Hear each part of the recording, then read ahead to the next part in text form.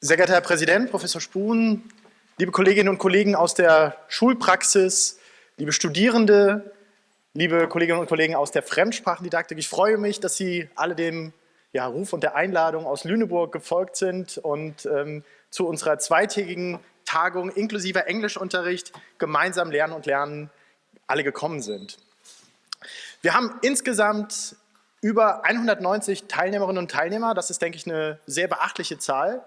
Vergleicht man das mit anderen Regionalkonferenzen in der Fremdsprachendidaktik, sind wir sehr stolz, dass so viele gekommen sind, und wir sind sehr froh, dass auch viele Vortragende mit sehr interessanten Themen nach Lüneburg gekommen sind, Workshops anbieten und so insgesamt ein sehr buntes Programm, sehr vielfältiges Programm zusammengekommen ist und zusammengestrickt wurde. Warum braucht es überhaupt eine Tagung zum inklusiven Englischunterricht?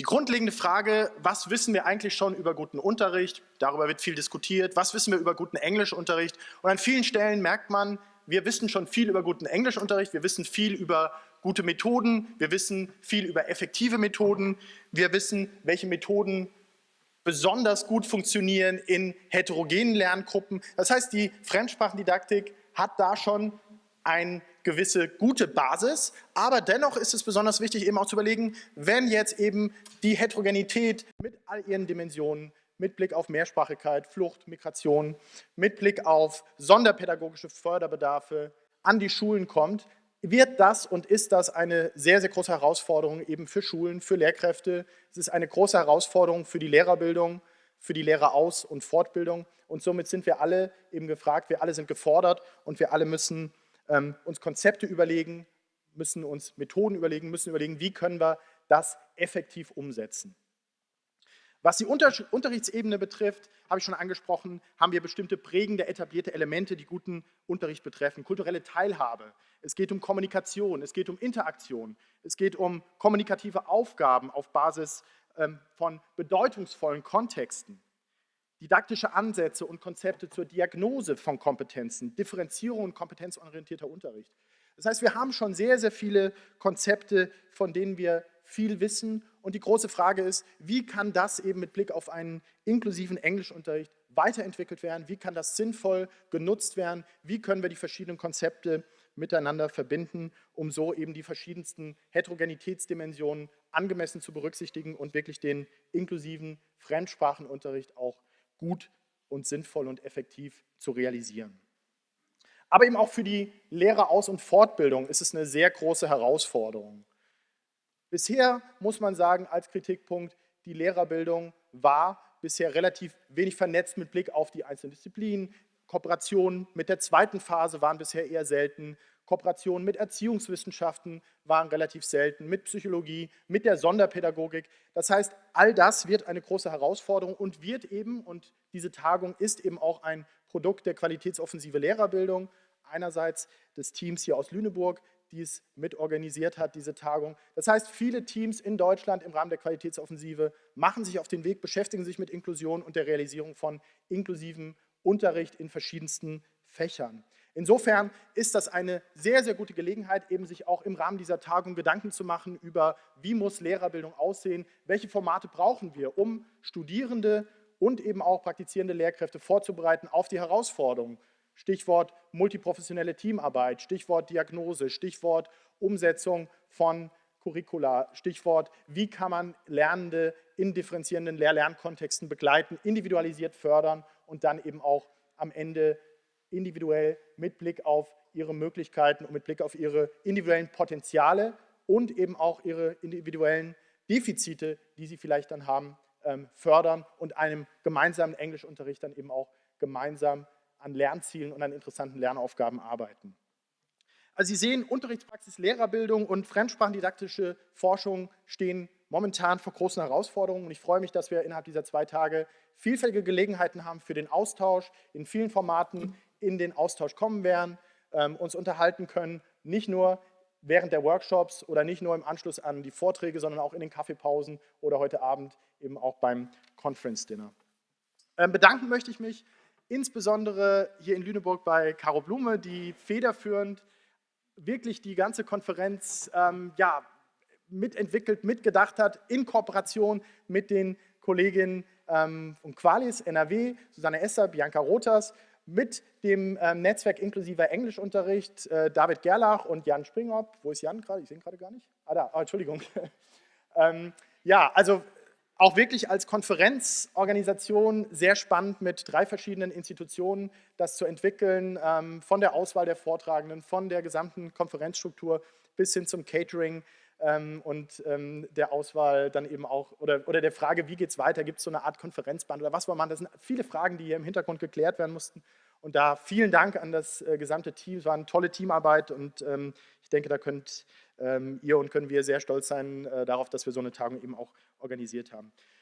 Besonderer Dank gilt natürlich auch den Sponsoren, weil es, wie gesagt, eine Tagung ist, die aus der Qualitätsoffensive auch mit entstanden ist. Das ist natürlich das Bundesministerium für Bildung und Forschung, BMBF, als Sponsor hier zu nennen. Die Deutsche Gesellschaft für Fremdsprachenforschung ist zu nennen, die eben diese Tagung auch mit einem guten Betrag unterstützt hat und natürlich dann auch die Leuphana Universität, das Institute of English Studies, die auch uns unterstützt haben. Besonderer Dank gilt auch den vielen studentischen Hilfskräften, die im Hintergrund gearbeitet haben und die während der beiden Tage uns an ganz vielen Stellen helfen, die häufig unsichtbar sind, aber Sie merken dann, wenn hier viele rumwuseln und Sachen einstellen und im Konferenzbüro, fragen Sie, wenn Sie Fragen haben, genießen Sie den Campus, genießen Sie das schöne Wetter, genießen Sie diese 2 Tage Tagung, viel Spaß auf der Tagung. Und damit übergebe ich an unseren Präsidenten, Herrn Professor Spruhn. Vielen Dank.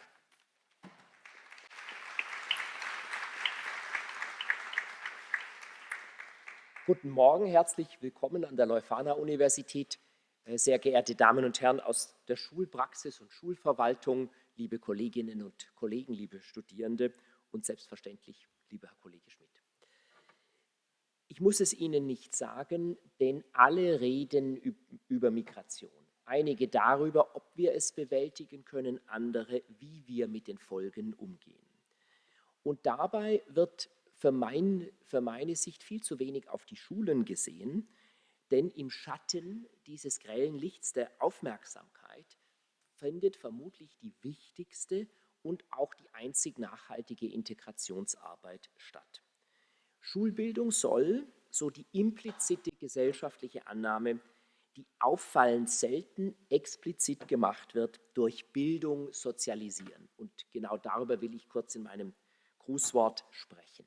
Denn Rechnen lernen und Schreiben lernen sind geteilte Grundvoraussetzungen und meine Hypothese ist, Englisch lernen ist die weitere Grundvoraussetzung, um am heutigen Leben teilzuhaben. Wer diese 3 Dinge nicht beherrscht, ist ausgeschlossen und damit gezwungenermaßen asozial. Es sind die Dinge, die eine fundamentale Basis liefern, die wir als selbstverständlich ansehen. Und dies gilt für das Englische. Jeder soll es können. Also selbstverständlich setzen wir es hier an der Universität voraus, dass Studierende Englisch verstehen und reden und wir erwarten sogar Wissenschaftsenglisch. Selbstverständlich setzt es jede Werbung voraus. Arbeitgeber setzen es voraus. Die alltägliche Konversation setzt es immer häufiger voraus. Und bei der jungen Generation sowieso. Wie wollen Sie denn teilhaben auf Snapchat, Instagram oder YouTube, wenn Sie nicht Englisch verstehen? Dann können Sie nicht mitreden, mitlachen, miteifern. Man ist ausgeschlossen. Ich finde es nicht zu hoch gegriffen, zu sagen, dass inklusiver Englischunterricht mit dafür sorgt, dass es für alle eine Chance gibt und nicht jemand im Vorhinein sozial ausgegrenzt ist. Englischunterricht ist die Bedingung der Möglichkeit, am heutigen gesellschaftlichen Leben teilzunehmen und das sollten wir möglichst vielen ermöglichen. Was ich also hier durchaus pathetisch als Forderung formuliere, ist in der alltäglichen Lehrpraxis eine immense Herausforderung. Das wissen Sie so viel besser als ich selbst. Und es ist natürlich auch eine, die gesellschaftlich diskutiert wird. Es gibt zum Beispiel einen Kanton in der Schweiz, Graubünden, an dem wird am Sonntag darüber abgestimmt werden, wie man es das ist eine sogenannte Fremdspracheninitiative, mit den Fremdsprachen in der Primarschule halten wird. Und das Interessante ist, die Gegner wollen die zweite Kantonssprache oder die zweite Landessprache, das Italienisch, abschaffen und stattdessen für Englischunterricht plädieren. Ich hoffe natürlich nicht, dass diese Initiative angenommen wird. Aber das zeigt sehr deutlich, welche Bedeutung selbst in einem gemischtsprachigen Kanton, also einem vergrößerten deutschen Landkreis, welche Bedeutung das dort hat. Und die Frage, die immer wieder gestellt wird, ist, wie soll man jemand Englisch beibringen, der bereits Schwierigkeiten im Verstehen von Texten in seiner Muttersprache oder in deutscher Sprache hat, aufgrund einer Leseschwäche oder warum auch immer? Wie soll man Kinder und Jugendliche motivieren, englische Grammatik zu lernen, die bereits im Deutschen die eklatanten Grammatikfehler machen, obwohl Deutsch ihre Muttersprache ist? Die Schule soll auf all dies eine Antwort haben. Hier darf die Wissenschaft die Schule nicht allein lassen und das tun wir auch nicht. Die Schule soll die Schwachen mitnehmen und die Guten fördern. Sie soll auf den Beruf vorbereiten und wir sagen ihnen natürlich auch, sie soll bitte auch auf das Studium vorbereiten. Sie soll also sozialisieren, sie soll auch qualifizieren, sie soll fördern und fordern, sie soll integrieren und zugleich differenzieren, zumindest über Noten. Sie soll es den Eltern recht machen, den Hochschulen, den Unternehmen, der Schulbehörde. Bei Lichte betrachtet würde man wohl sagen, in der heutigen Zeit mit den heutigen Anforderungen und Ansprüchen ist der Lehrerberuf ein anspruchsvoller, wenn nicht gar unlösbarer. Unser Versuch ist es also hier an der Universität, durch Wissenschaft und Lehrerbildung bestmöglich für diese Aufgaben vorzubereiten. Und das hat natürlich auch ein Eigeninteresse, das will ich nicht verhehlen. Erstsemester sind nur so gut, wie sie ihre Arbeit in den Schulen gemacht haben, insbesondere im Englisch. Und von der Bildungsforschung, so sie denn fruchtbar in die Praxis einfließt, was ich natürlich hoffe durch die heutige Tagung, profitieren dann später alle Disziplinen einer Universität, denn all ihre Studierenden sind ja ihre Schulabsolventinnen und Schulabsolventen. Ich freue mich daher sehr, dass das Zukunftszentrum Lehrerbildung der Leuphana die Initiative übernommen hat, gemeinsam mit der Qualitäts- und Unterstützungsagentur für Schule und dem Netzwerk inklusiver Englischunterricht eine Tagung auszurichten, die sich genau diesen Themen angenommen hat.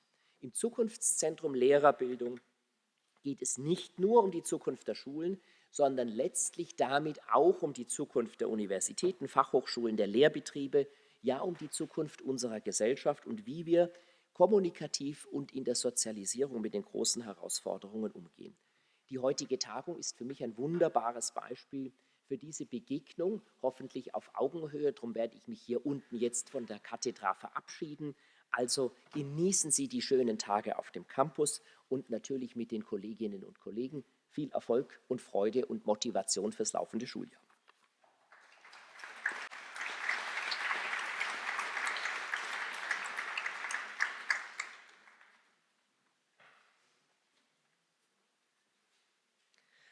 Sehr geehrter Herr Präsident, liebe Kolleginnen und Kollegen aus der Fachdidaktik und aus der Schulpraxis, liebe Studierende. Auch wir möchten Sie herzlich im Namen der QUALIS, der Qualitäts- und Unterstützungsagentur Landesinstitut für Schule des Landes NRW, zu dieser Tagung begrüßen. Mein Name ist Bianca Rothers, ich bin Referentin für Fremdsprachen in der QUALIS.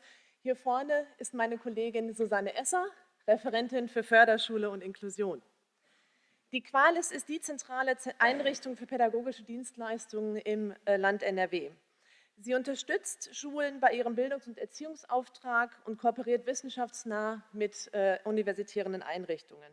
Darüber hinaus beraten wir auch das Ministerium für Schule und Bildung in NRW und haben gemeinsame Kooperationsprojekte. In der QUALIS findet multiprofessionelle Teamarbeit innerhalb der Arbeitsbereiche, aber auch darüber hinaus statt. Und das zeigt ja auch schon die Kombination in dieser Tagung. Und so hat auch unser gemeinsames Projekt zum inklusiven Fachunterricht begonnen zwischen meiner Kollegin Susanne Esser und mir. Und es war dann letztendlich so vor circa 2 Jahren, dass ich einmal in ihr Büro ging und sagte, wir kannten uns noch gar nicht gut und sagte, sag mal Susanne, wo liegt eigentlich der Unterschied zwischen gutem inklusiven Fachunterricht und gutem Englischunterricht? Und das war eigentlich Ausgangspunkt für unser Projekt und auch die Fragestellungen, die sich immer wieder in dieser interdisziplinären Zusammenarbeit ergeben haben. Und mittlerweile ist unser Online-Informationsportal bereits auf der QUALIS-Homepage freigestellt und enthält zahlreiche unterrichtspraktische Materialien. Die Arbeitsschwerpunkte in unserem Bereich sind neben der Curriculumentwicklung auch vor allem die Unterrichtsentwicklung und da an der Schnittstelle zwischen der unterrichtlichen Praxis und der Fachdidaktik. Dieser Schwerpunkt zeigt sich wiederum natürlich auch in dieser Tagung und den beiden Institutionen, die diese Tagung ausrichten.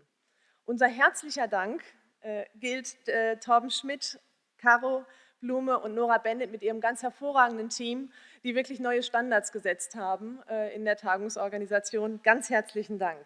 Ohne euch wäre diese Tagung nicht möglich geworden. Wir wünschen Ihnen von Seiten der Qualis eine konstruktive und erkenntnisreiche Tagung und ich freue mich auf viele individuelle Gespräche und Unterhaltungen. Schöne Tage.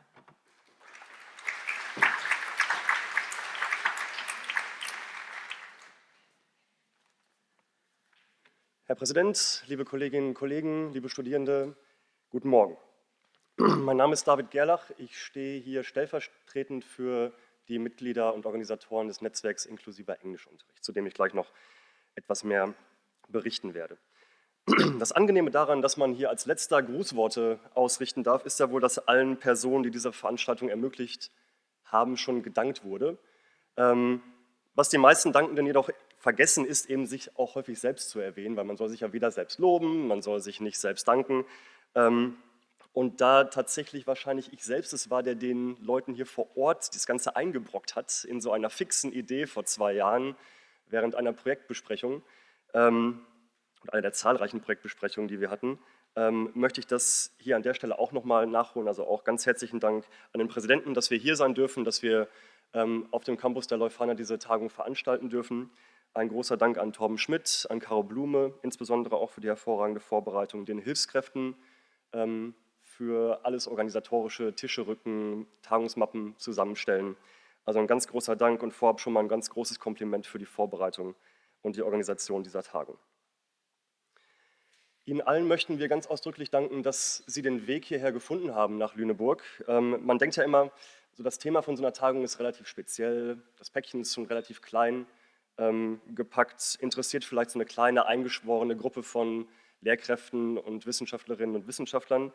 Umso mehr freuen wir uns, dass wir eben wirklich knapp 200 Leute hier begrüßen dürfen innerhalb dieser 2 Tage. Und damit die wahrscheinlich, oder wir sind relativ sicher, dass es die größte fremdsprachendidaktische Tagung in diesem Jahr ist in Deutschland, soweit wir das überblicken können. Also vielen Dank an Sie alle dafür, dass Sie Ihren Weg nach Lüneburg gefunden haben und insbesondere auch, dass Sie sich dieses Themas annehmen.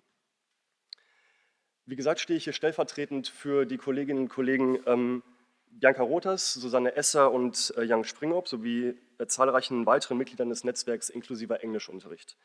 Unser Netzwerk hat sich vor 2 Jahren gegründet, weil wir einen großen Bedarf daran erkannt haben, Konzepte für einen inklusiv und stärker differenzierend zu denkenden Englischunterricht zu entwickeln.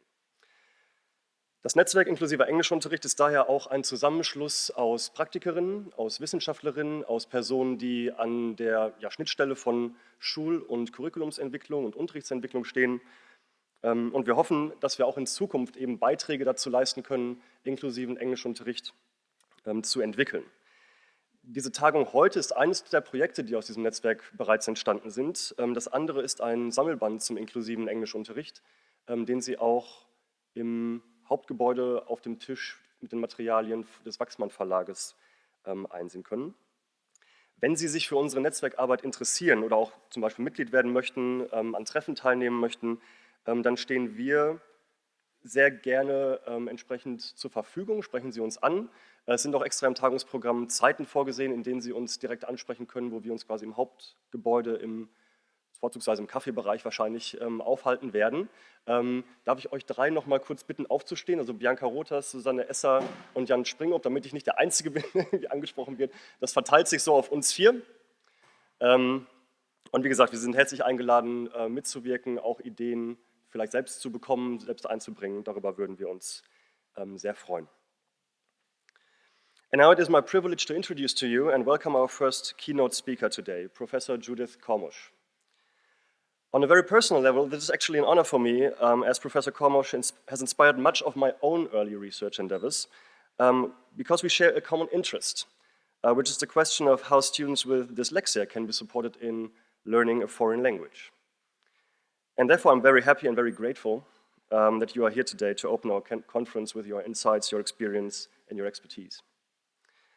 Professor Kormos teaches applied linguistics at the renowned linguistics department at Lancaster University. And she has been in Lancaster for 10 years now, if I'm not mistaken. She's especially interested in second language learning, and therefore it's probably no surprise that her doctoral advisor is Zoltán Dernier, who we all hold accountable for much of what has been written and published on motivational aspects and language learning.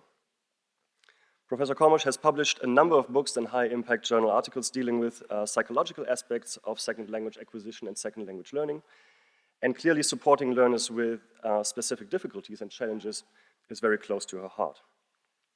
We are very proud she could make it here today to our conference. In fact, we are grateful that she so willingly accepted our invitation. And she is going to combine the knowledge of her most important research areas to talk to us about the language learning processes of students with specific learning difficulties. And maybe she's even going to share some ideas of her new research project that I just learned about a few weeks ago. It hasn't started yet, but bears the very promising title, Comics for Inclusive English Language Learning. Please help me welcome Professor Judit Kormos.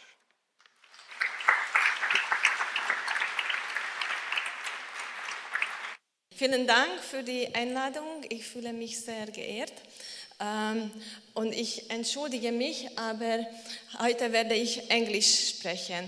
Vielleicht in einigen Jahren, wenn ich noch übe, dann, und wenn Sie mich doch mal einladen, dann kann ich auch eine deutsche Vorlesung geben.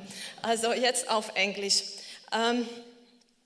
Today I'm going to talk about the language learning processes of students with specific learning difficulties, but I will also talk a little bit about some practical ideas and what we can do to help the students based on what we know about their language learning processes. So I usually start with a short quote which sums up very nicely how dyslexia feels and what we as teachers can do or should be doing. And this quote reads like this: dyslexia is like a 100-meter track race. In my lane I have hurdles, but no one else does. And it's unfair that I'm the only one with hurdles. It's hard. It's like starting out, the gun shoots, and then I take off, start running like my other classmates. Because we all had the same education how to run, I hit the first hurdles and fall flat on my face. My parents and teachers are yelling at me at the sidelines. Try harder. The other kids are making it down the track. Okay, pulling myself up, I try running faster and fall even harder after hitting the next hurdle. Then someone takes the time to show me how to run hurdles. I can now catch up with my classmates. The key is that I have to do it differently, the way that works for me. And I think that quote sums up very nicely what specific learning difficulties are in a way, because they are hidden, they are invisible at the first sight. And very often when we meet these children, we don't see why they are struggling. And often we say, just try hard and it will all work out. Well, unfortunately it won't. And if we don't either take away these hurdles or don't teach these children how to jump the hurdles, then they will lose their motivation and they will never run and jump hurdles again in their lives. This is something I use usually in my talks to illustrate some principles of working with students with dyslexia or specific learning difficulties. I don't know what these are called in German. What is this called in German? You don't have that, okay. Well, it's a roulade, and in Spanish, it's called a rulada, okay? And the reason I have the rulada is to illustrate how to remember things. Again, something that is very helpful for students who have specific learning difficulties. So I have tried to sum up key messages about teaching students with learning difficulties into an acronym that you can kind of characterize with rulada. The first one is recognize. We need to recognize that these students have problems. We need to understand what these problems are. Then we need to provide the students with the learning strategies to try to overcome these problems. Then we also need to accommodate them in our teaching process, make appropriate adjustments. use differentiation techniques, and then apply multisensory teaching. So we get the roulada. My main research concerns with understanding, and that's what this talk is mainly going to focus on. But I'll talk about accommodation, and more recently I've been also working on specific research projects where we apply different teaching techniques to the students. And here in this context, and I think increasingly everywhere in the world, sorry I couldn't fit it into my kind of acronym, I need to add the use of multiple languages. We now live in multicultural, multilingual societies, and the first language or the first languages of the students are a very valuable resource that we can exploit in our teaching in general, but in teaching students with specific learning difficulties in particular. So just to give you a little bit of overview about what specific learning difficulties are, and adding the caveat that I know in many countries this is different, even I guess within Germany there might be different categorizations. So this is one of the possibilities of how we can kind of categorize specific learning difficulties. This is how we can categorize specific learning difficulties.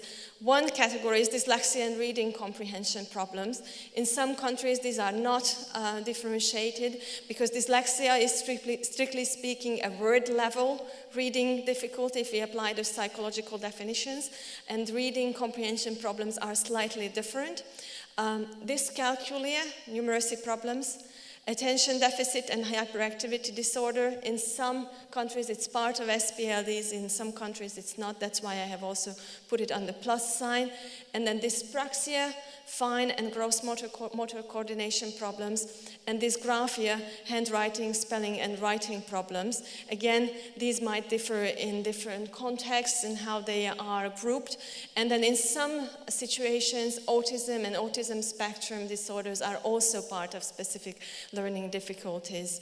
But the problem is that these all overlap, and therefore identification and also the use of appropriate teaching methods can present challenges. The dyslexia and other specific learning difficulties are also placed on a continuum. So some people have only mild difficulties, whereas some others have more severe difficulties, and the difficulties can also vary depending on the different subtypes of difficulties people have.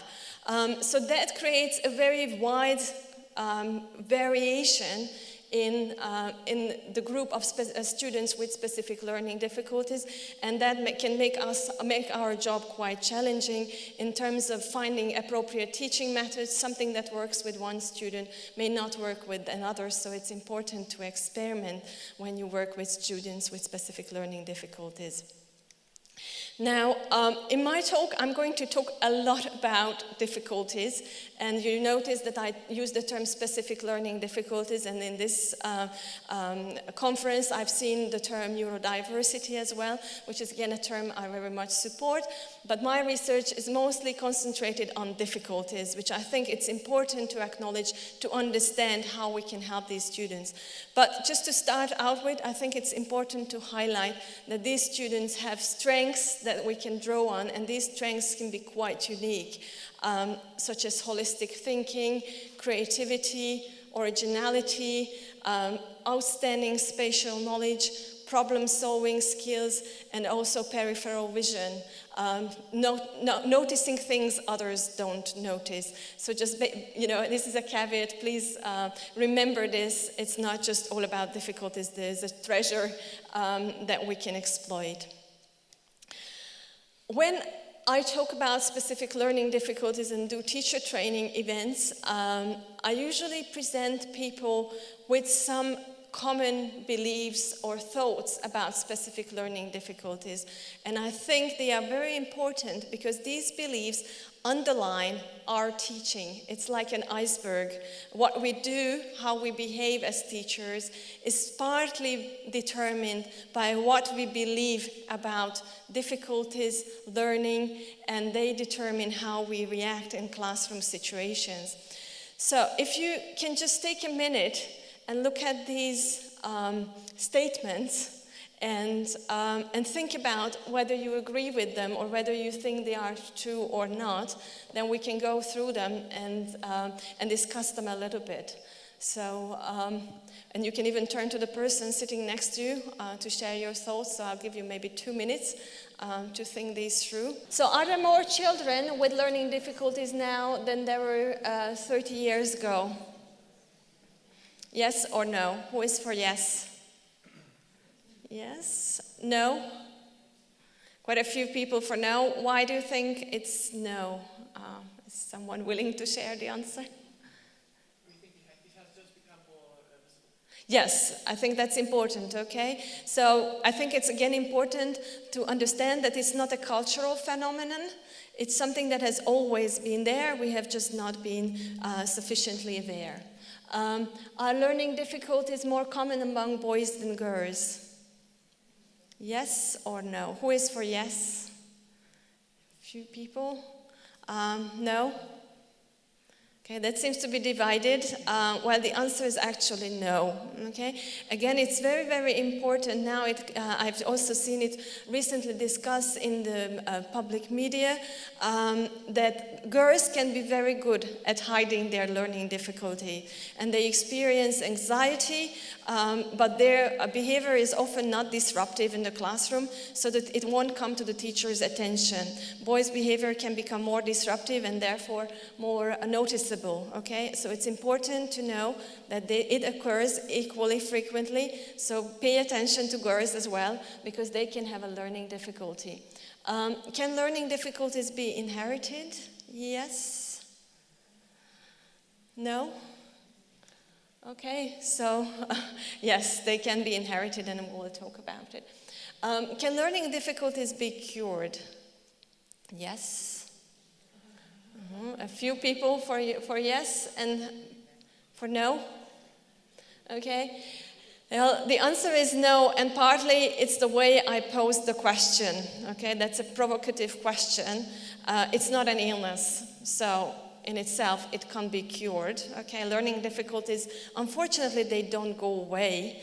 They will stay with us for most of our lives, but we can develop very good strategies to overcome these, and we can create an environment where they don't create difficulties for us anymore. Is dyslexia a visual problem? Yes? Okay, no? Okay, that's very interesting. I've been asking this question for a long time, and then the answers for yes have traditionally decreased. I think this is the first time ever that nobody said yes. Okay, it's not a visual problem. Why? We'll talk about it. Is it possible to have dyslexia only in English but not in German? Yes? No? Okay. Well, the answer is no. Okay. You may not notice that someone has a reading difficulty in German because they have compensated for it, or maybe because German is a transparent language with a very regular sound letter correspondence, but the difficulty is there. You may not just have noticed it. Okay. So let me just show you the iceberg. When we talk about learning difficulties, there are the neurobiological causes which people research, and we can look at the brain of people with specific learning difficulties, and we can detect differences in how their brain functions. We can look at neurological functioning, and indeed we see some differences that can be pinpointed, which is due very often to genetic factors. Then these result in cognitive psychological difficulties, which we can measure in behavioral studies in cognitive tests. And then there are also sociocultural educational factors that can influence to what extent learning difficulties will surface, or to what extent they will be serious. Supportive family atmosphere, early exposure to literacy, can, for example, mitigate some of the difficulties. But it can also make them worse if it's, for example, coupled with anxiety and negligence, etc. And then the tip of the iceberg is the observable factors. And our job is primarily as educators and someone working in the field of linguistic and cognitive psychology to deal with these and uncover how these then influence observable signs and what we can do to minimize those signs, those symptoms or signs. So what are the cognitive causes of specific learning difficulties? So you can see the cognitive causes: phonological processing problems, which influence how we deal with the incoming sound stream, how we process sounds, how we manipulate them. Short-term memory, how much information we keep in mind. Speed of processing. Students with specific learning difficulties tend to have slower processing speed. Executive functions, which are primarily to do with attention. So how do we, again, can help people remember these? I have paired pictures to help people remember. So this is the deer with big ears. Then the elephant, which has got a good long-term memory, but maybe not so good short-term memory. Speed of processing with the snail. And then the sleepy cat with the attention problem, who doesn't seem to pay attention to you when it's asleep.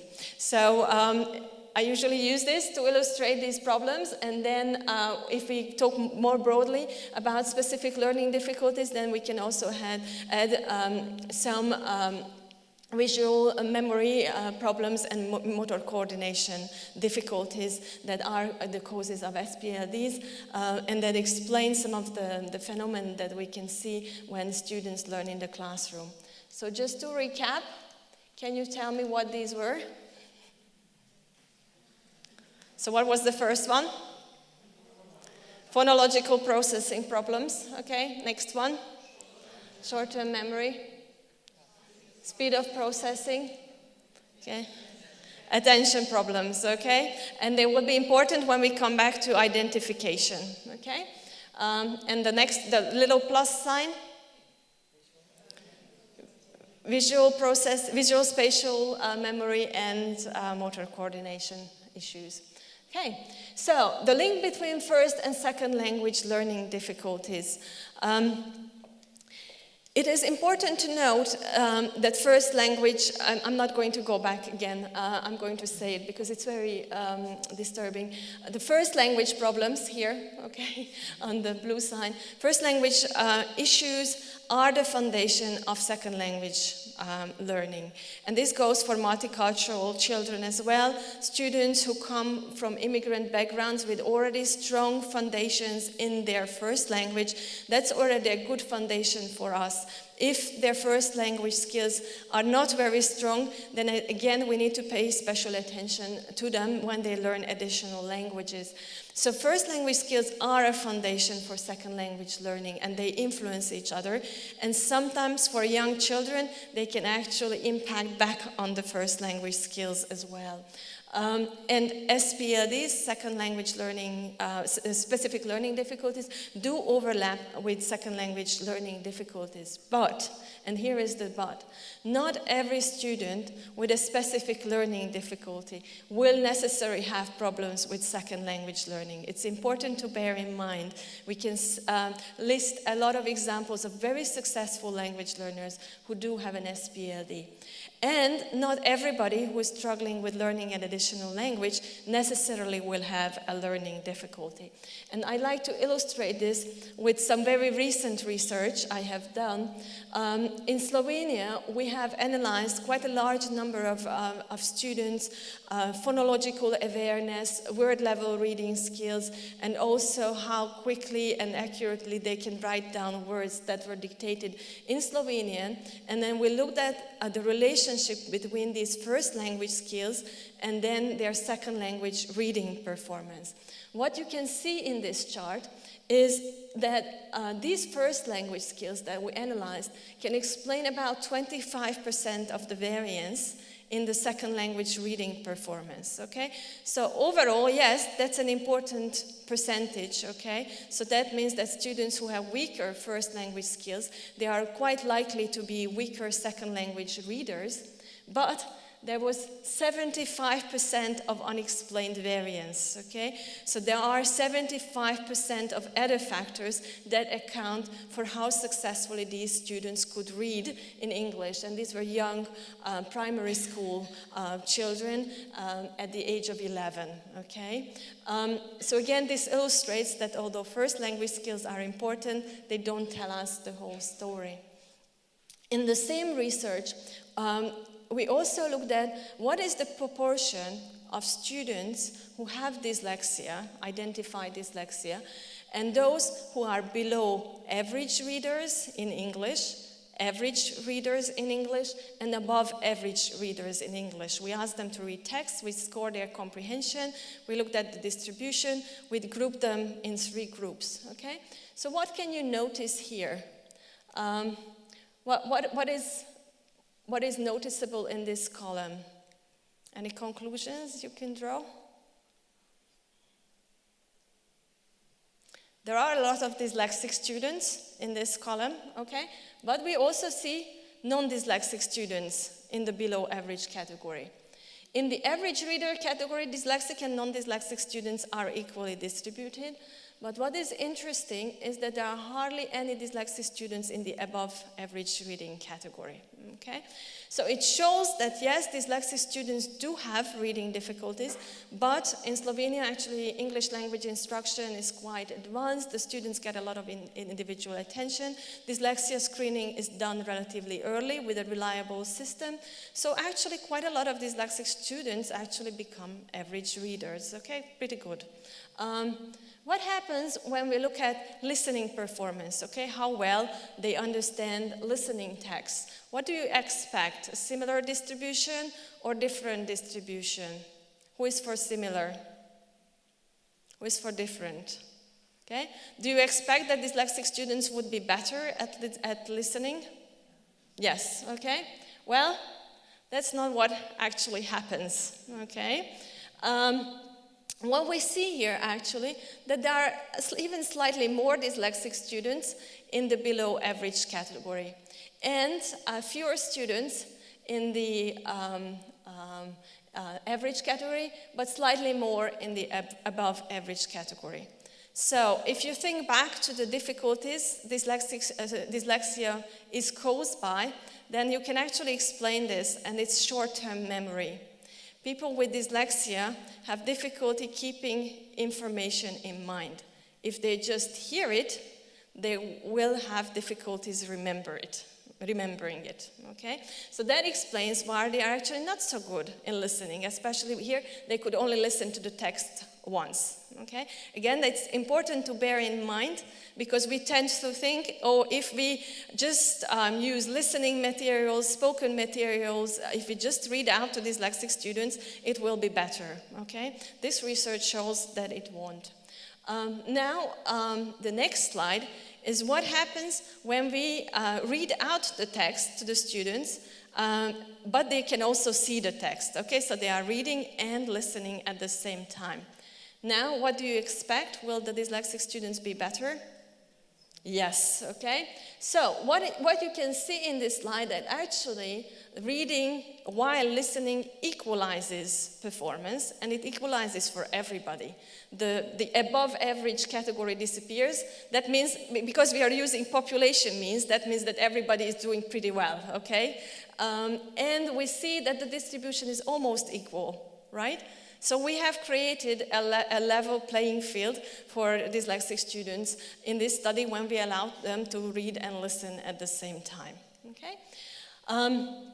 So let me just also go through some of the issues when we assess students with SpLDs, because I think a lot of you already work in situations where you teach these students and you need to notice these signs of SpLDs in your classroom and then refer the students for appropriate identification. So we have 5 questions that we need to answer. When can we assess SpLDs? So how early, basically? What level of second language proficiency is needed for assessment? What level of literacy is needed for assessment? Can we use monolingual tests, and can we use monolingual norms? And I think these are very important questions, especially in multilingual contexts like Germany, where you work with multicultural students who arrive into your classroom at different ages, speaking different languages. So you might also ask the question, well, if they don't speak German yet, how can I assess if they have a learning difficulty? So when can we assess? What's your view? When would you assess? Would you wait until they have developed their skills in German, or would you try to assess as early as possible? I hope the answer is as early as possible, okay? Once they arrive and you notice signs, you need to assess as early as possible. What level of second language proficiency is needed for assessment? Well, actually, we don't need to wait until second language proficiency develops. The students do speak one language or another, hopefully. If they don't yet, then it's too early anyway to assess. So we don't need to wait until second language proficiency develops. Low level of literacy is not an obstacle. We can use tests that don't rely on literacy to such a strong extent. Can we use monolingual tests? So the question is, can you use your available German tests for assessing students with dyslexia or specific learning difficulties? Yes, we can if there is nothing else available, but if you have either language-independent tests or tests in the student's first language, then it's better to use those tests. And can we use monolingual norms? If we use tests in German, then the question is no, we can't use monolingual norms unless you have done a large-scale study with different students from different backgrounds. So again, these are issues that need to be considered in assessment when you develop assessment policies. You can use these tests, you can observe how students perform, the way they do the test and how they score, but you have to be careful not to use the norms. So if we go back to the causes of learning difficulties, then we can actually start thinking about how we can notice these learning difficulties. So do you remember the 4 causes? What were these 4 causes? Phonological processing problems, short-term memory, phonological processing, and attention. So this is what we want to tap on in our assessment. That's what we want to look at. So what do we that would be the text here, but it doesn't work. So we will look at what we can assess, okay? When we assess SpLDs, then we use phonological processing tasks to assess the speed of phonological processing. We use short-term memory tasks, digit span, non-word repetition. We use rapid automated naming tasks for speed of processing and tests of attentional processing. So these are the cognitive tests that psychologists often use. Well, we can also use some of these tests in our teaching, build it into our identification system as we work with students, and I'm going to show you how. Observational methods in the classroom can involve word-level reading. We can look at how quickly the student reads. Slow pace of reading is something that might be telling, both in their first language and in their second language. Accurate word recognition, whether they can pronounce words accurately. Difficulty pronouncing words while reading, okay? Reading out aloud and pronouncing the words can be a sign. Difficulties inferring meaning of unknown words.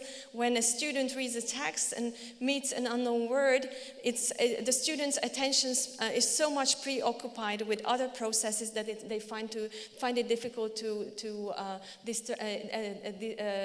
find the meaning. Text-level reading skills, difficulties understanding key and detailed information, difficulty inferring implicit meaning, for example, in a story. Why did things happen? Who caused what? Paying attention to meaning while reading aloud. And this is why if you have dyslexic students, please don't ask them to read aloud in the classroom. So what can you do if you're a classroom teacher? You can ask students to read aloud, observe the errors and the speed in the different languages, in English, German, or even if you don't speak the student's first language. You can check reading comprehension in the first and the second language and see whether the students comprehend text similarly or differently.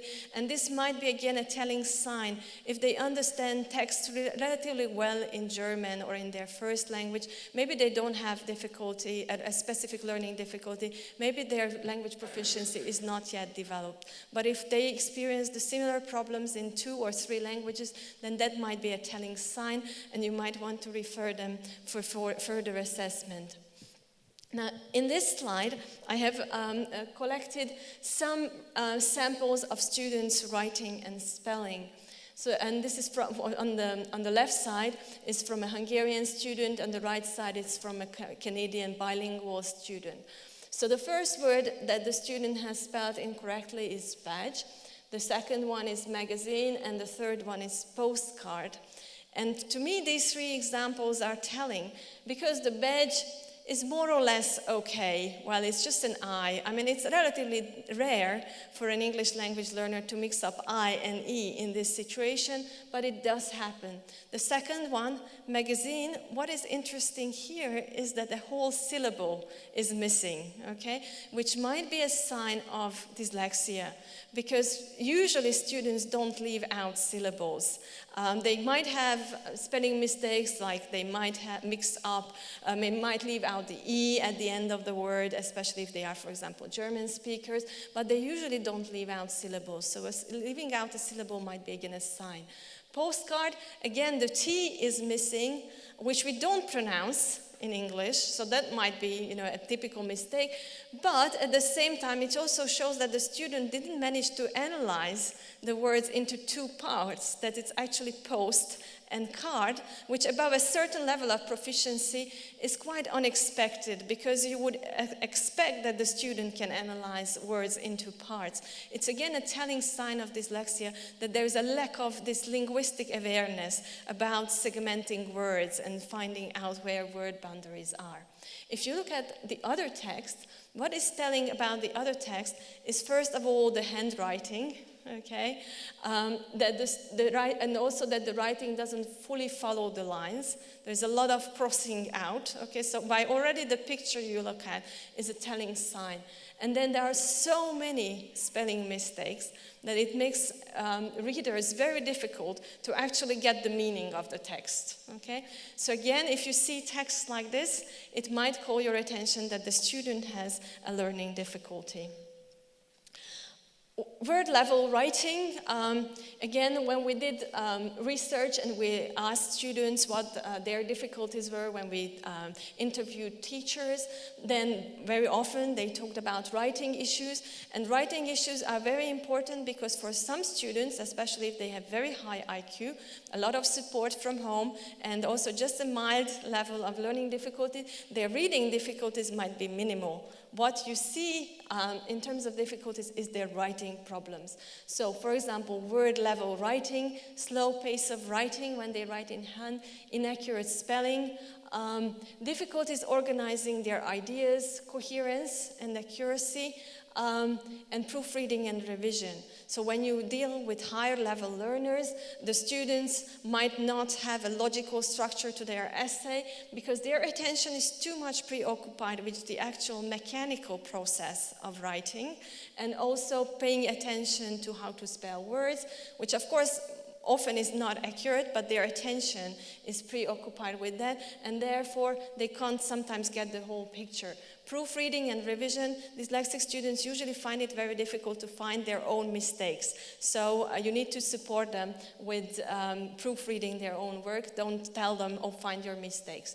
So when again you look at the student writing, you can look at how they write, the process of writing, the way they formulate the text, and you can use dictation in different languages. Even though you don't speak the student's first language, you can still look at how they do and maybe ask an adult to find the spelling mistakes in there. So listening, we already talked about some of my recent findings about listening, but when you teach listening, students might have difficulties distinguishing similar sounding words, paying attention to the information, understanding implied meaning, and you would think they usually don't have problems when they speak. What we have actually found from teacher interviews and also from interviews with students, but also observations, that sometimes students have difficulties pronouncing words, speaking accurately, and again expressing their ideas coherently. So, for example, what you can do as a classroom teacher, you can read a story and ask comprehension questions. Again, if you can enlist the help of multilingual speakers, you can do it in the student's first language. You can give a series of instructions and look at how much they remember. And for example, very often we give instructions: open your book on page 44, go to exercise 3, look at point B, underline the nouns in green, where poor dyslexic child will probably be lost on page 53, okay? So they will be on page 53, but they will definitely don't remember what color they will have to use for underlining nouns, or whether they have to underline nouns and verbs, and not to mention that they will have difficulties distinguishing nouns and verbs from each other. So again, that's important, because in our instructional practice, we often think, oh, they are not paying it enough attention. They are trying to pay attention, but it's their short-term memory which will not allow them to follow the instructions. Difficulties with memorizing words. When I first started researching dyslexia, what came to me as a surprise when we asked students, dyslexic students, tell us, what is your biggest difficulty in learning additional languages? What they said was remembering words. I sit down, study for the test, and I don't remember the words. Okay, and this is, again, something that we need to help the students with. For example, the little chart that I showed you for remembering 4 different pieces of processing difficulties is something that can help the students, and I'll talk a little bit more about some of the techniques that you can use. So what does learning words mean? Learning form meaning links. So the students, when they learn new words, they have to remember what they look like and then what they mean. Again, this is quite difficult for them. Learning other information related to words, for example, spelling, pronunciation, grammatical information. Word learning is very complex, and when we teach, we don't often think about it. We give them a word list. Here's a word list, remember it for tomorrow. That's very excruciating for someone with dyslexia. Using words, when you speak, when you write, you use these words, and you often find that students know the word, but they find it difficult to retrieve it. It's on the tip of their tongue, it's at the tip of their pen, but they can't retrieve it. So again, you can check this with different tasks, such as ask students to repeat words, numbers, colors back to you, forward and backward, and that would check their short-term memory, for example, that is related to word learning. Ask students to name colors, numbers, pictures quickly. That's the speed of processing. And ask them to say as many words starting with a particular letter, for example, in a short time. And that will again tell you how quickly they can retrieve words. And again, you can use this in their first language, or even in German if they have already some German knowledge. So some helpful multilingual assessment tools that I would recommend if you don't share the student's first language, but even if you do, these were developed by Anne-Margaret Smith, and there is a battery for young learners as well as adults, and they contain very useful advice and procedures for qualitative assessment for you as classroom teachers that can then help you refer the students for further assessment. So, my research has also shown that specific learning difficulties can have a profound effect on motivation. We did large-scale studies with questionnaires and qualitative interviews that the cognitive challenges of learning additional languages result in lower level of motivation, in the deterioration of self-esteem, and then the students invest less effort into language learning, which in the end either leads to dropping out if it's optional, or exemptions, or actually falling behind the others. So the question is whether successful language acquisition is possible for learners with specific learning difficulties, and of course the question is yes, and but we need to do it differently, okay? So as you can see, we can't expect a fish to climb a mountain because that's not an appropriate task for them. So the key elements of inclusive language teaching that we can use to help these students are related to our Rulada, okay? And so far, we have covered the R and the U of the Rulada, the recognize and the understand, okay? So I'd like to talk a little bit about learning strategies and the self-regulation of learning. What is important for students with specific learning difficulties is that they are assisted all through the language process. And here it's important to collaborate, for example, with special education teachers or classroom teachers, if you are in the English teacher and not the homeroom teacher of the student. So when we plan the learning process, we need to think about what needs to be learned, when, where, and how. And this is something that we can assist students with specific learning difficulties to become aware of when they learn best, where, and what are the best methods for them, and talking it through with them explicitly so that they can help their own learning. Regulating attention is a key problem for many students with specific learning difficulties, and there are specific techniques that we can help them with. One of them is the Pomodoro technique. I don't know if you have these timers in your kitchen, which look like a tomato. I have an apple one, and but there are also virtual timers that you can use, and you can start. Okay, now study for 5 minutes. Okay, well, set the timer, and then for 10 minutes you can play on your game, or you can do whatever. You can go off and do something else. Then come back. Let's do another time, 5 minutes. 10-minute break, etc., and then gradually increasing the timer to 10, 15 minutes, seeing what is the boundary, how far we can go with one concentration period, okay? And that is a relatively easy technique. There are even apps for this online that the students can learn to use. Regulating feelings and emotion, and that's again an area of my research in general, how to help students with motivation. One useful technique is visualizing success. Imagine what you will be able to use English for. You will be able to post a message on Instagram. You will be able to go to London and order some food or talk to locals. Visualize it. Imagine yourself doing that. And that when you have a difficulty, then try to evoke that image and think about it. Rewarding success. When you feel you have done something well, reward yourself, whether it's with a Mars bar or playing 5 minutes on your favorite game. Reward yourself, be kind to yourself, and reward your efforts. And understand that mistakes and failures are part of the learning process for everyone, okay? Not just for students with specific learning difficulties, but for every language learner, understanding that you can fail, it's safe to fail. And then finally, self-evaluation. What I have found often that students with specific learning difficulties may not be very good at evaluating how well they have learned something.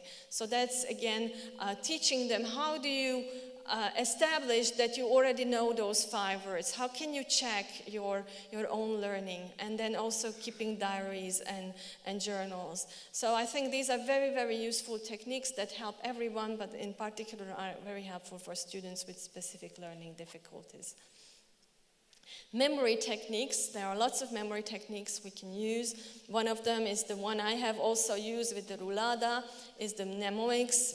For example, big elephants can always understand small elephants. So that's how to spell because, okay? The keyword method, so kind of associating one keyword with another one. So for example, I had a real difficulty with remembering this English word mindering, right? How some paths are winding down and up. I'm not even sure if I pronounce it correctly. So I imagine the keyword for me was deer, and then it's a mean deer, so something like that, okay? Chunking, using bigger chunks of language, putting things together so that, because if you use just small units, then your memory is limited, right? If you remember, like if you have 5 numbers, 1, 2, 3, 4, 5 is 5 numbers. But if you chunk them and it's 15, 22, 67, 18, okay, it's already 9 digits. So if you can put information together into bigger chunks, you can remember them better. Rhyming, what does rhyme with what, okay? And again, that helps you remember. And then lots of multisensory techniques like drawing, tracing, acting out, moving, and using colors, visualizing with colors. Again, this can be very helpful for students. When it comes to other techniques, I have given you, mind maps are again very helpful, the one that I have on the illustration, and other techniques can be found that I have found very useful on this website. Reading strategies, again, this is something that students might need assistance with, and we are working on these in a new project where we develop digital learning materials for students who learn English and German and who have specific learning difficulties. So it's always important to activate background knowledge. What is the text about, so that you have an expectation about what the students will read or what will listen to, asking the students to look through the headings and the subheadings, because that will speed up their word retrieval. They will have an expectation what words can already occur, and that will speed up their reading. And it's again helpful for everybody. Using prediction and visualization. I've read the first paragraph, what's going to come next? And then read and check these predictions. Visualize what's happening in the story and imagine the text. Monitor comprehension. That's again very important for students with learning difficulties, especially dyslexia, because they often are not aware that they are not comprehending. They think they understand, but they don't. And that's why it's important to teach them to read a paragraph and ask them questions. If it's a narrative, who is doing what? Why is this happening? Do I understand? Yes, okay, I can go on. Or is it something I still don't understand? Let's go back and check, okay? Making inferences, what is coming next, and then checking those. Rereading the text if necessary. Subvocal reading, this is something that can help students if they read silently to themselves, not out loud to others, because that's not very helpful, but to themselves, and they hear what they are reading. And as I said, our research has shown that reading while listening, text-to-speech software can be very helpful. Annotating text, highlighting notes, charts, mind and concept maps, again, are very, very helpful for students with dyslexia. And here I'm talking mostly about older students who are perhaps in secondary school and they have to process text in English to learn something. So, for example, content-based instruction. Writing strategies, this is again for slightly higher level learners, planning, brainstorming, mind mapping, outlining, recording thoughts, and then planning what the students will write. Using models, writing and expanding, and editing strategies can be very helpful. So for editing, for example, you can teach them the scope technique, spelling, look at your spelling, cohesion, look at your cohesion, the order of words, punctuation, expressing whether your text expresses the completeness of thought. So these are just, again, some techniques that you can show the students to help with their writing, and you can use when you teach writing, especially the models and the planning process should be given a lot of attention when writing is taught, because it's difficult for students. So when we teach these students, we often accommodate our teaching as well, and we can use, I guess the text doesn't show again, but I'll probably, does the text show now? Yes, okay. So when we accommodate our teaching, we can accommodate a lot of things. We can adjust a number of these, and some of these are also part of what is called universal instructional design. So we can accommodate classroom management, whether we use group work or pair work. And for students, for example, who are on the autistic spectrum, we might actually use individual work, and we may not insist on group or pair work all the time. We can think about who we pair with whom and how we set up groups. Environment might need to be accommodated, the light, the temperature, seating arrangements. Again, for students, for example, with autism spectrum disorder, they can be sensitive to light or noise, and we might want to, students with specific learning difficulties, particularly attention problems, it might be better to have them seated close to us. Pacing, the speed with which we teach needs to be adjusted. Slowing down for key teaching units, including lots of revision and recycling, is very important. And hopefully you can have a curriculum. I heard that you are working on curriculum development, where these revision and recycling sections are actually inbuilt in the curriculum, which help everyone. And you have flexibility in how much of the curriculum can be covered if students have specific learning difficulties.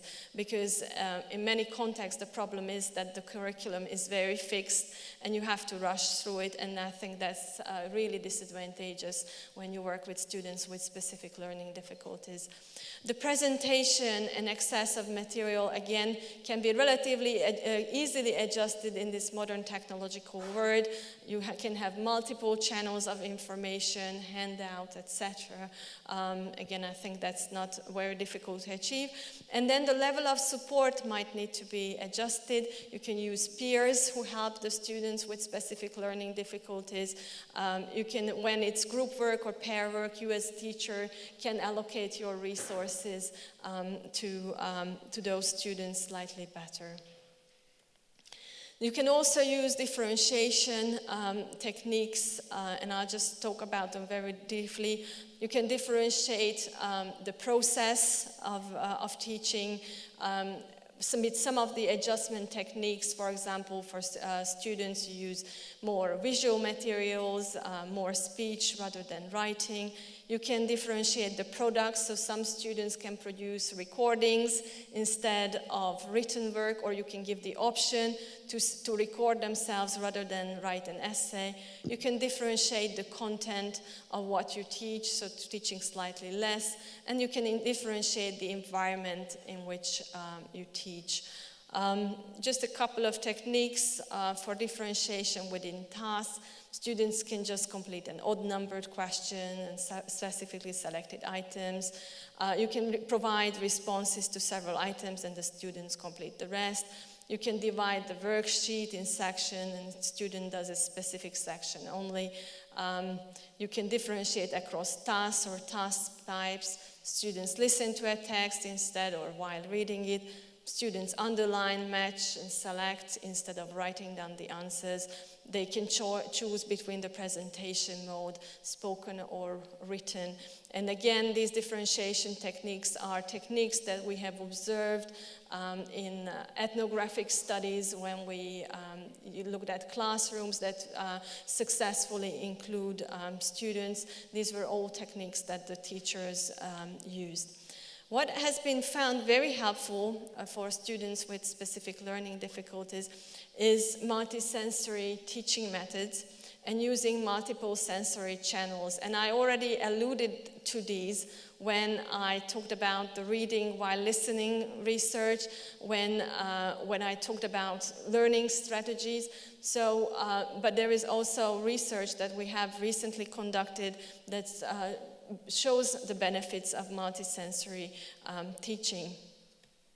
So multisensory teaching usually moves from highly structured, uses highly structured instruction and moves from simple to complex units. Again, this is something what we usually do in our curriculum planning, but sometimes in communicative language teaching this gets slightly forgotten, and sometimes we kind of drop in the students to swim in the swimming pool without support, and that might not be always helpful for students with specific learning difficulties.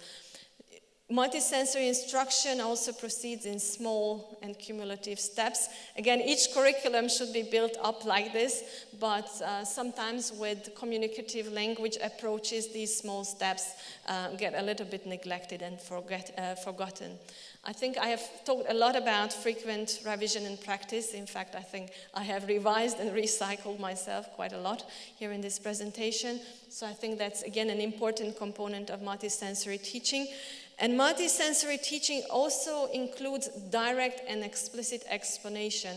And that doesn't mean that we should go back to the rule-based teaching, where we ask students to memorize rules, but we should support guided discovery, where students actually explicitly tell themselves, what is the regularity here, okay? Why do we have an E at the end of the word when we spell hat and hate, okay?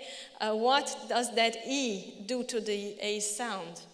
We often don't talk about it to our students, and dyslexic students might find implicit learning difficult. So these kinds of regularities, let it be at the level of spelling or word formation or even higher structures like how to produce an essay, they might be stated explicitly. And again, with communicative language teaching, we sometimes do forget about this explicit information. So, just nearing towards the end, I'd like to talk a little bit about multimodality, which I have found in recent research with some colleagues to be very, very useful for every language learner, but particularly students with specific learning difficulties. And you already saw our research in Slovenia, where we found that multimodality, so reading and listening at the same time, aids comprehension. It helps to remember more information, as was shown by other researchers as well. It was found to be beneficial for students, particularly if the text was difficult. We looked at whether multimodality helps students with easy text and with difficult texts. And we found that everybody did well when information was presented multimodally, but when the text was slightly more difficult, then dyslexic students benefited slightly more, okay? So again, think about it. If the text is more difficult, you can read it out to the students as well. Research has also found that multimodality assists vocabulary acquisition. So again, in this modern age, I think there are lots of ways to exploit this multimodality with read aloud, with subtitles of film, with text-to-speech software, visualization, and avoiding sensory overload. So that's something that I think we should build in our teaching as much as possible. And another element of multisensory teaching that we have done some research on is the explicit teaching of the language and awareness raising. And one of the reasons coming from second language acquisition research is that incidental learning in the classroom context is relatively slow and requires a lot of exposure. So when students are just exposed to language with not too much guidance on how that language works, it does work, students will learn, but it's relatively slow and requires a lot of time. And we know that when you are exposed to language that is not very well known to you, then attentional resources are limited, and working memory will affect to what extent you process that language, okay? And we know that dyslexic students have difficulties with implicit learning, especially if the material is quite complex.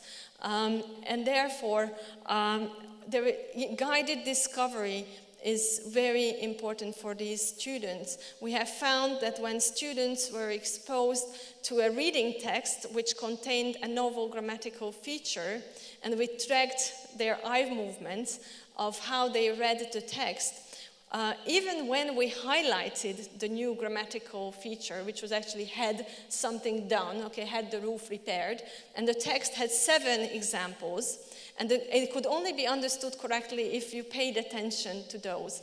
When we tracked the students' eye movement, they didn't pay attention to it, okay? They were just reading, okay?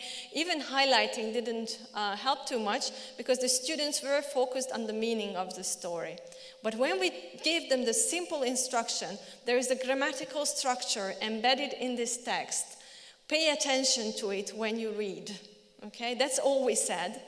And their eye movements were completely different. They did pay a lot of attention to that structure, and when we tracked their learning, they actually learned a lot more than those who didn't pay attention. Okay? And these were students with no dyslexia, but when we looked at how working memory was related to how much they learned, there was a very strong association. Okay? So this kind of explicit guidance is important for everybody, but it's particularly useful for students whose working memory resources are limited. So again, that's some very recent research that we have found. So again, that shows that it's very important to raise the students' phonological and orthographic awareness, how to spell, morphological awareness, what kind of components words have, syntactic awareness of the grammatical structure, textual awareness of text, both the macro and the microstructure of the text in both languages. So, to summarize, let us go back to the kind of key elements, and I hope you have got some of these key elements, and I think I looked at the program today, and I think you will learn about most of these key elements in the different workshops and presentations. So the first one was, can you recall what the R stands for? Recognize, yes. Understand. Learning strategies. Sorry? Accommodations, yes. Differentiation and applying multisensory techniques. Sorry, I could only fit in the A this way. And then the plus was the multiple languages, okay? So I hope that with this talk you will be inspired to go on and explore more. And if you are interested in more resources, then these are some of the books we have co-authored with Anne-Margaret. As we have an open online learning course. We developed some teacher training materials, and I'd like to call your attention to the new project. Unfortunately, there are no tasks yet, but we are developing an English language and German language task bank, which supports inclusive language teaching, and it will be completely free online for grades 5 to 8. Hopefully by March or April you will have a lot of materials, so please do follow them because I think they will be helpful. And there is also a new book in German which has just come out by the prominent authors in the organization team, the Inclusive English Language Teaching book that I picked up in Münster. students there 2 weeks ago, so I would strongly recommend that. And I think we have time for questions, and sorry about the technological problems.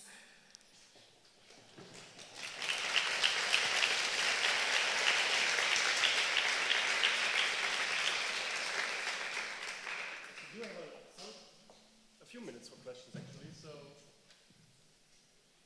are there any questions?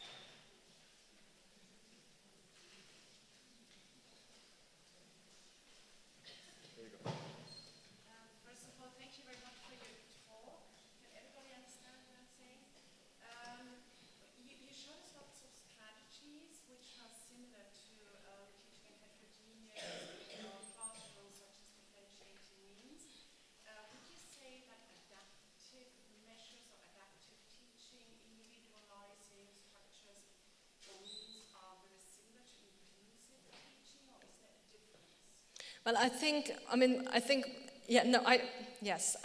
yeah, that's a good question. Thank you. Well, I think these are all inclusive methods in themselves. I could have called them inclusion as well. And adaptations, adjustments, and differentiation are key part of inclusive teaching and teaching in heterogeneous classrooms. And I think if we think about universal design, universal instructional design, which is very similar as a concept to inclusive education, then you would find very similar list of strategies and advice given. And I think a lot of these pieces of advice are already implemented in a lot of inclusive classrooms. And in an ideal world, I think we could create such a universal design or such a fully inclusive classroom that we don't need to do anything extra, actually, and everybody would thrive. However, I think some students with specific learning difficulties benefit from some additional support. And as you saw, for example, high working memory students learn very well through implicit learning methods. So if you, for example, with older age groups, you decide in your curriculum in secondary school that you're going to fully adapt task-based language teaching, let's say, okay?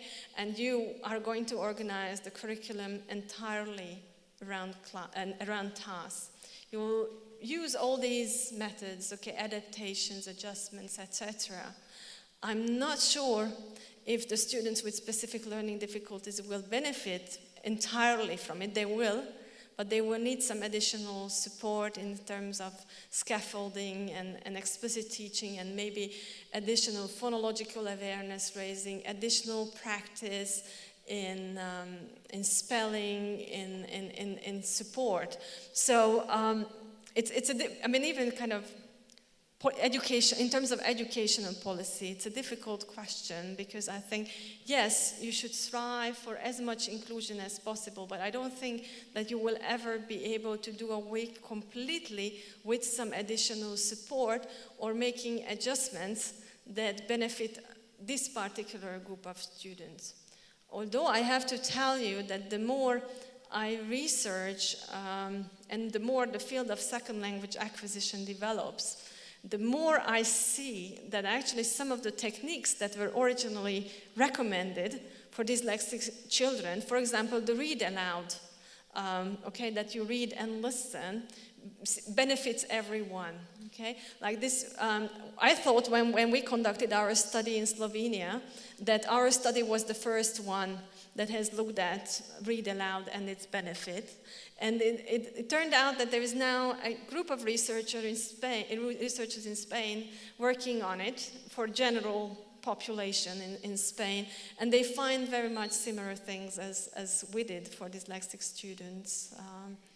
So I hope that answers your question. And feel free to ask in German. I think my German is good enough to understand the question. I can't promise I will answer in German, but you can ask the question in German.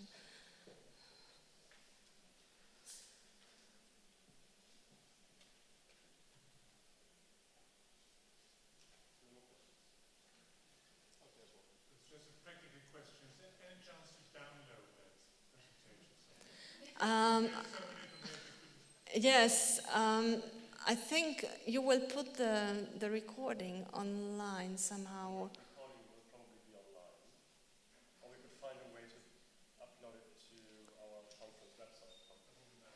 Yeah, and a lot of it is also available on some other platforms as well. So yes, and sorry about the technical problems once again.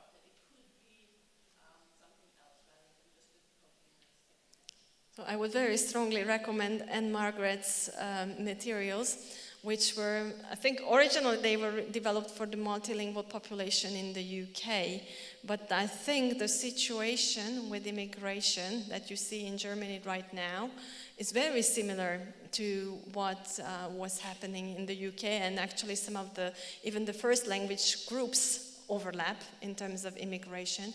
And she has a battery of tests, which are not tests in the traditional sense, but tasks that you can observe the students do, and some of these tasks are non-linguistic, so copying symbols or analyzing symbols, or things like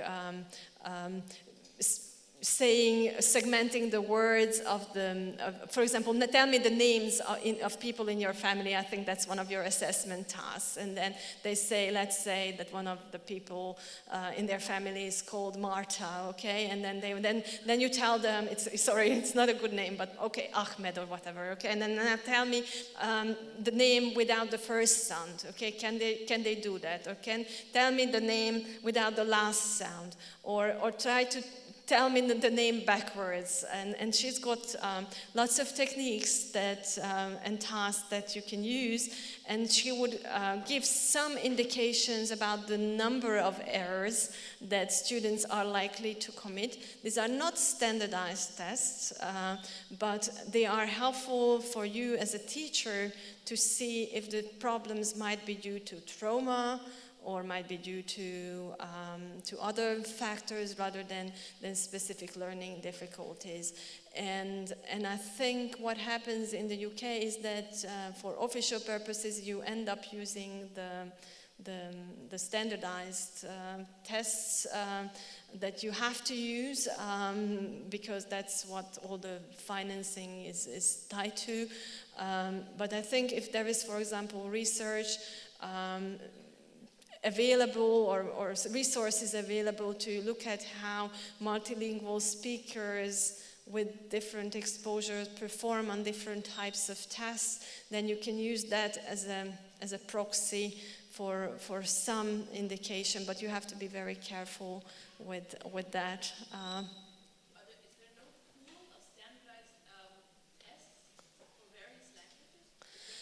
Well, unfortunately, that's not the problem.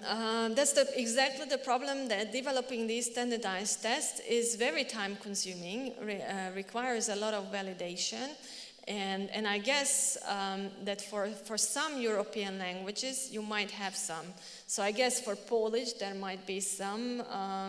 But for example, in Hungary, where I come from, I think it's a real shame, but even in Hungary, we don't have one standardized test for dyslexia. Different assessors use different tests. In Slovenia, they do have very good measures, but it's a country with 3 million speakers, and you're not likely to see a lot of immigrants. So, for example, I don't know where most of your immigrant population comes from right now, but I don't think, for example, that there is an Urdu. There's a Hindi one, okay, and I don't know if there is a standardized Turkish one, for example. But if there are, that's again, it could be, for example, the job of the regional educational authority to go out and research what is used in the home country of those students. For example, Arabic, I don't know if there are any standardized Arabic tests, partly because even dyslexia is not really recognized in Arabic-speaking countries due to the cultural stigma. Unfortunately, we're running out of time, so I would like you, if you're around today, right? Yes, yes. So please use the time during our coffee breaks, for example, to approach Judith. She'd be probably open to answer your questions. We would like to thank you for being here. We brought you some sweets, which I was told was very specific to the Lüneburg area. So thank you very much for being here. Oh, thank you. Oh, lovely. Thank you very much. Thank Vielen you. Dank.